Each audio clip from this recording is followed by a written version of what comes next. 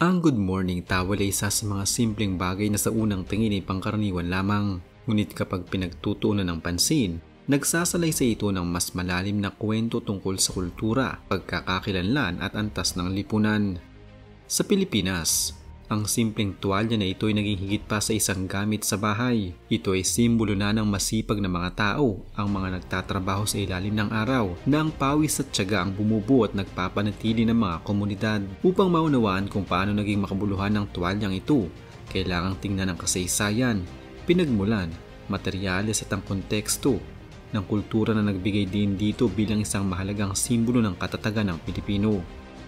Hindi eksakto ang pinagmulan ng good morning towel dahil hindi ito sumikat bilang isang mamahaling produkto kundi bilang isang praktikal na gamit sa bahay. Nagsimula ito noong panahon ng pagkatapos na ikalawang digmaang pandaigdig, kung kailan ang Pilipinas ay nasa proseso ng muling pagbangon at pagunlad ng ekonomiya. Sa panahong ito, mahalaga ang mga mura at matitibay na tela para sa pang-araw-araw na gamit ng mga karaniwang tao. Ang tuwalya na madalas may nakasulat na good morning ay mass-produced ng mga lokal at dayuhang pabrika para sa merkado sa Pilipinas. Dahil sa simpleng disenyo at praktikalidad, agad itong naging pangkaraniwan sa maraming tahanan. Malamang na nakarating ang good morning towel sa Pilipinas sa pamamagitan ng kombinasyon ng lokal na paggawa ng tela at pag-angkat mula sa karatig bansa sa Asya, gaya ng China at Indonesia. Sa mga dekada pagkatapos na ikalawang digmaang pandaigdig, habang lumalawak ang kalakalan at muling binubuo ng Pilipinas ang ekonomiya, dumarami ang mga mura at matitibay na produktong tela na inaangkat upang matugunan ang pangangailangan ng mga tao. May ilan ding mga tuwalya na ginawa mismo sa Pilipinas ng mga bagong pabrika ng tela na humiram ng mga teknik at disenyo mula sa ibang bansa. Ang tatak at disenyo ng tuwalya ay mabilis na tinanggap ng mga Pilipino dahil sa pagiging abot kaya at kapaki-pakinabang nito, kaya't naging bahagi ito ng pang-araw-araw na buhay.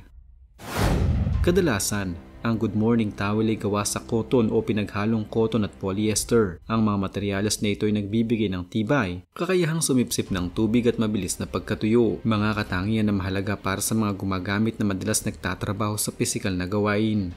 Ang tela ay mahigpit ang paghabi ngunit malambot pa rin sa pakiramdam, kaya't matibay ito kahit paulit-ulit labahan at gamitin ng madalas.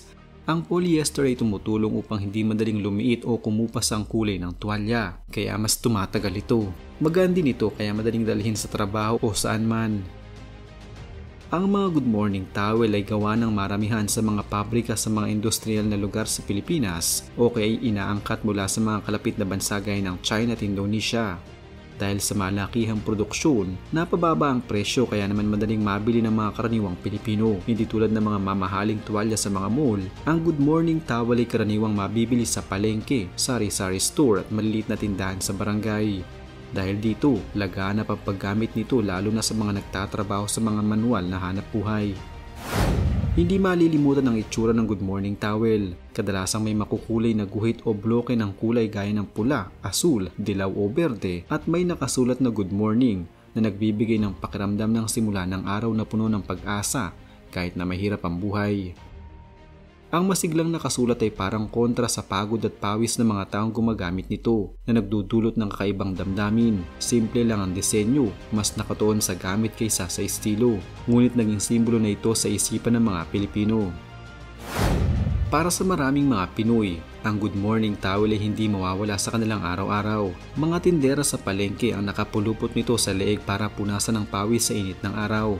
Mga trabahador sa construction ay ginagamit ito para punasan ang mukha at kamay tuwing pahinga. Mga driver ng tricycle at jeepney ay lagi itong dala para sa mabilisang paglilinis. Mga magsasaka at mangingisda ay umaasa rito pagkatapos na mahabang oras sa bukid o dagat. Ang tuwalya ay simbolo ng pagtitiis, patunay ng pisikal at emosyonal na hirap na tinatahak araw-araw ng milyong-milyong Pilipino.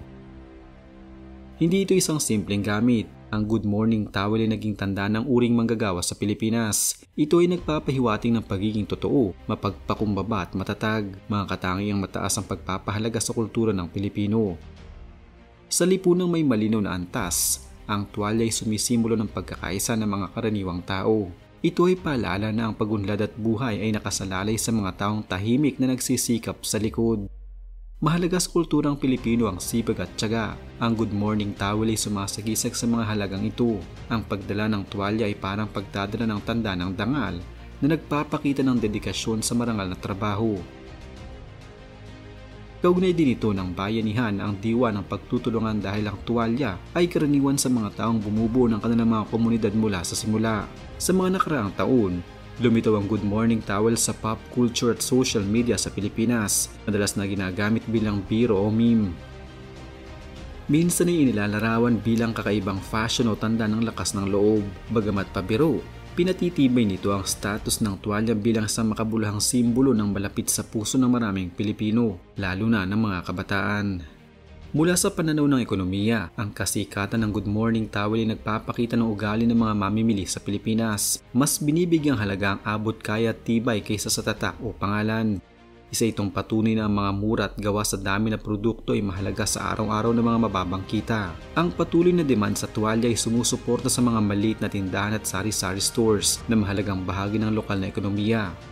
Gaya ng maraming produktong tela, may mga isyong produksyon at pagtatapon ng Good Morning Towel sa kalikasan.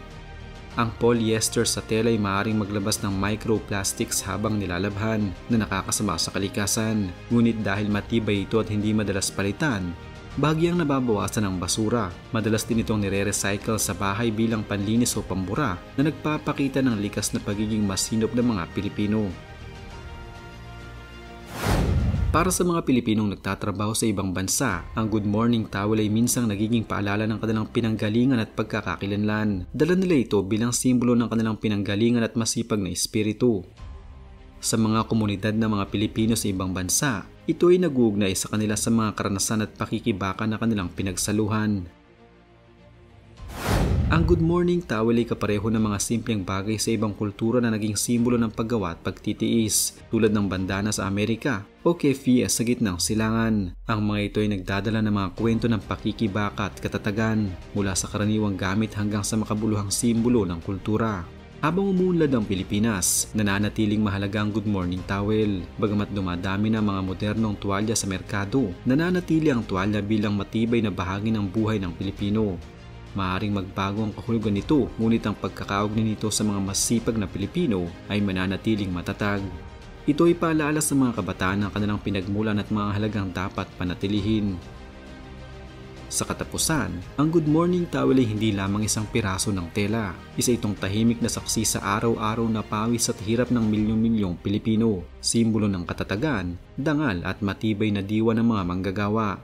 Mula sa simpleng gamit, ito ay naging isang makasaysayang simbolo na sumasalamin sa puso at kaluluwa ng sambayanang Pilipino. Ito ay sagisag ng pag-asa, pagtsatsaga at tahimik na pagmamalaki ng mga taong araw-araw ay nagsusumikap na bumuo ng mas magandang buhay gamit ang kanilang sariling mga kamay.